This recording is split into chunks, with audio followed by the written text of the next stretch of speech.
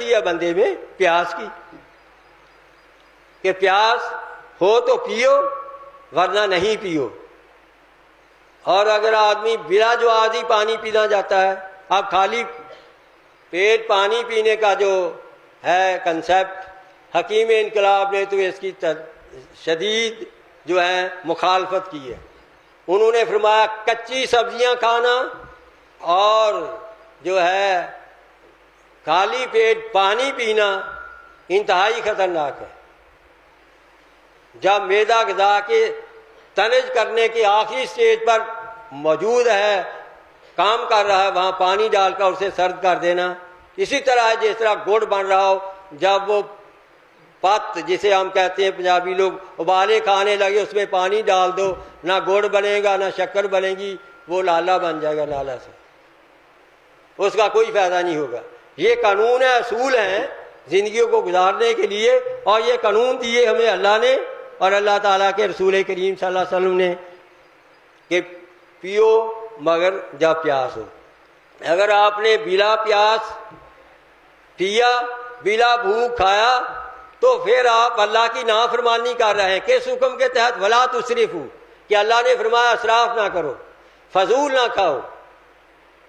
ضرورت سے زیادہ کھانا، بلا بھوک کھانا، خوب پیٹ بھر کر کھانا اور بار بار کھانا، یہ صحت کے لیے انتہائی مضر ہے.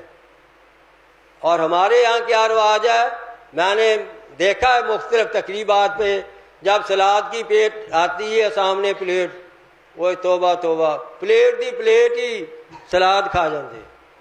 وہ کہاں بیچارہ معدہ اس کچے کو پکائے گا، کہاں اسے ہضم کرے گا. سلاد کا تو مطلب ہے ایک دو پیس سلاد کے ساتھ کھا لیے جائے. سلاد کی پلیٹ بھر کر کھانا انتہائی معدے کو سرد کر دیتا ہے.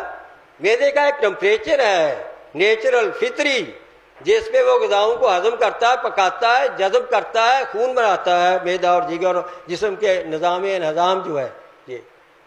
تو میرے محترم، اس لیے یہ ضروری ہے کہ ہم کلو واشربوا ولا تسرفوا پہ خود بھی عمل کریں، اور اپنے جو مریض ہیں اللہ تعالیٰ نے یہ بہت بڑی رہنمائی دی ہے، تو اس پہ اپنے دوسرے مریضوں کو بھی ہدایت کریں.